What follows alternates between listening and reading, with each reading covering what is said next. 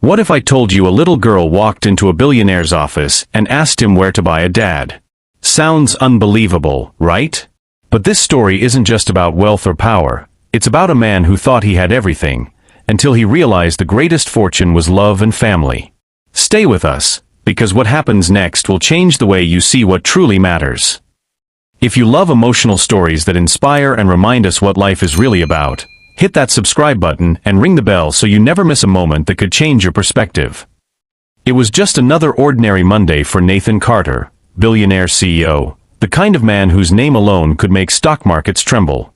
His life was neatly folded into meetings, sharp suits, and the cold hum of expensive technology. His office, perched on the top floor of a glass skyscraper, was pristine, modern, and utterly lifeless. The hum of silence was broken that morning by something that never happened. His assistant knocked once, looking unsure. And then, before he could respond, the glass door eased open. A small voice rose from just beyond the threshold. "Excuse me, where can I buy a dad?" Nathan's pen slipped from his hand. His gaze dropped from the glare of his tablet to a very different world below. Standing just inside his office was a little girl, messy brown hair braided unevenly, sneakers scuffed to ruin, oversized sleeves swallowing her wrists. But what struck Nathan most weren't the clothes or the voice. It was her eyes. They were his. Gray-blue, stormy with specks of gold near the center, eyes he hadn't seen on anyone else but himself in the mirror. She blinked at him, innocent and awkward, her small hands clenched into fists like she was bracing for something. "I heard rich people can buy anything," she added shyly. "And I need a dad." Nathan felt like the ground tilted beneath him. Deals worth billions had come across his desk. Ruthless negotiations, mergers, hostile takeovers. But this was something he couldn't calculate. "What's your name?" His voice, usually sharp and commanding, sounded different now. Almost human. "Emma," she replied softly. "Emma." He repeated, tasting the name like something half forgotten. "And your mother?" "Sick," she whispered. "We don't have anyone else." Nathan's stomach twisted. There was a tremor in Emma's lower lip, the kind of strength children use when they're scared but too proud to cry. "And why me?" he asked, already suspecting the answer but terrified of it anyway. Emma looked down at her sneakers, then up at him with those familiar eyes. "Because I think you're my dad." The words hit like a silent bomb in the room. Time seemed to slow. Nathan Carter, the man whose calendar was always full, whose life was mapped in quarterly profits and global domination, had absolutely no words. And for the first time in years, he felt completely, utterly lost. Where love had been left behind. Nathan didn't remember the ride down the elevator. Didn't remember his assistant's stunned expression. Didn't remember ignoring calls from investors or texts from board members demanding his attention. All he knew was that Emma was walking beside him, her small hand gripping two of his fingers like she was afraid he might disappear. Outside, his black SUV waited, polished and perfect.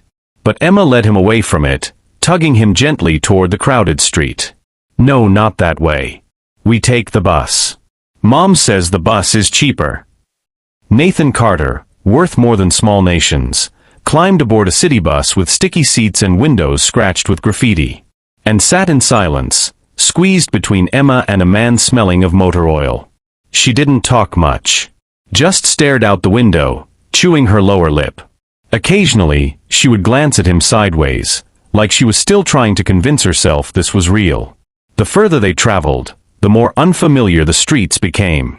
The tall glass buildings gave way to cracked sidewalks, faded storefronts, and crooked telephone poles. Finally, they arrived at a building barely standing, its bricks stained with age and neglect. Emma guided him up the creaking stairs to the third floor, pausing at a thin, peeling door. "She might be sleeping," Emma whispered, suddenly protective. "She gets really tired now." Nathan braced himself as she pushed the door open.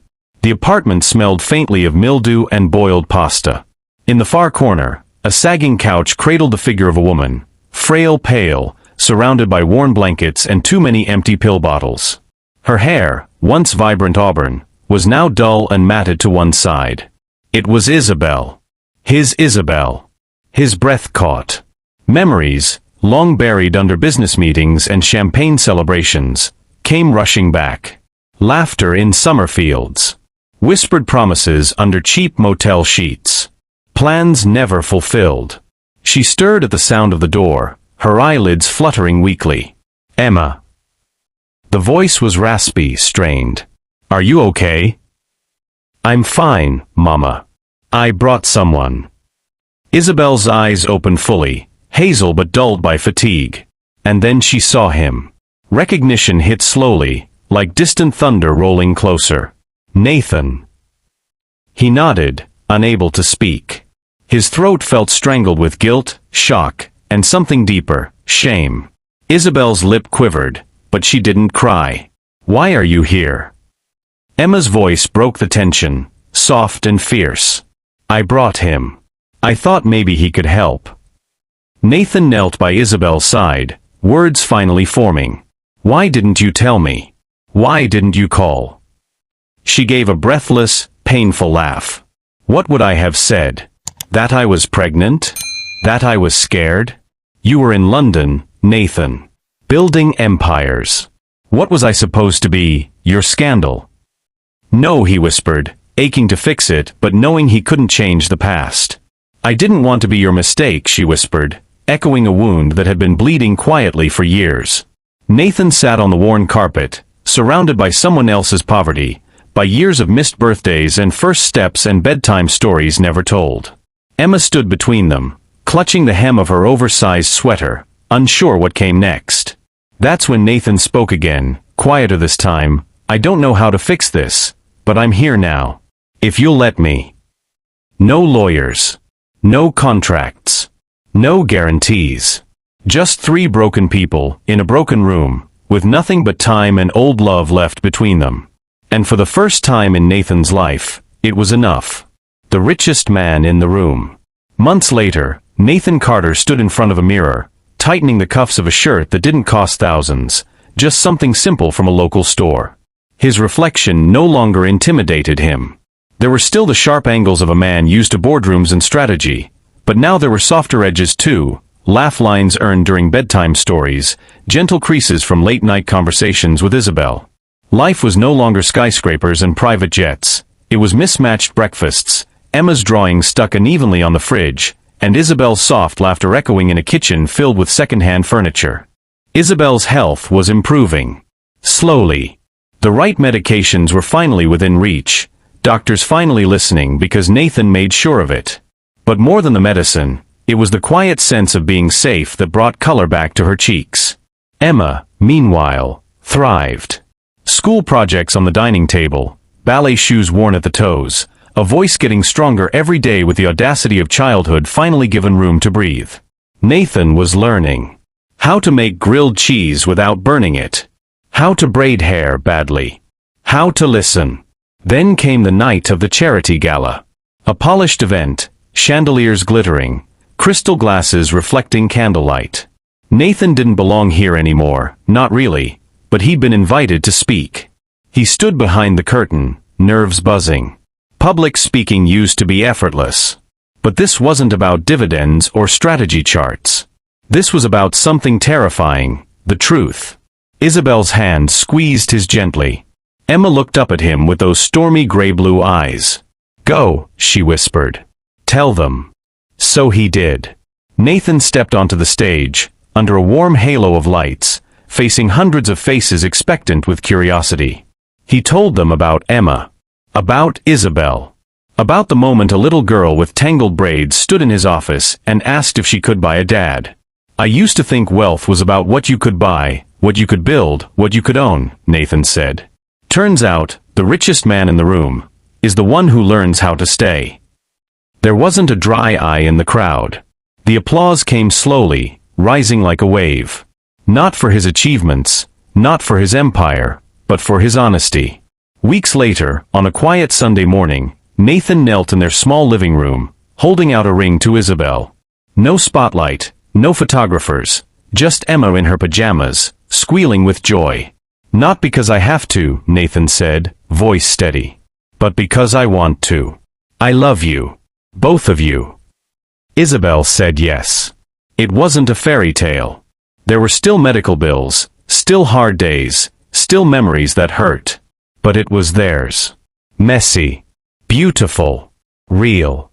And in that small rented house with chipped paint on the walls, Nathan Carter, once one of the richest men in the world, finally understood what it meant to be wealthy. Nathan Carter's journey reminds us all, no matter how far we climb or how much we own, the deepest riches lie in the connections we make and the love we nurture. From a stranger's innocent question to a father's transformation, this story teaches us that it's never too late to rewrite your life. We all have the power to heal old wounds, embrace vulnerability, and find true wealth in family. If this story moved you, remember that real strength is found in opening your heart, and real success is measured by the love we give and receive. Thank you for watching. If Nathan's story touched your heart, please like, share, and subscribe to support more stories that celebrate the power of family, hope, and second chances.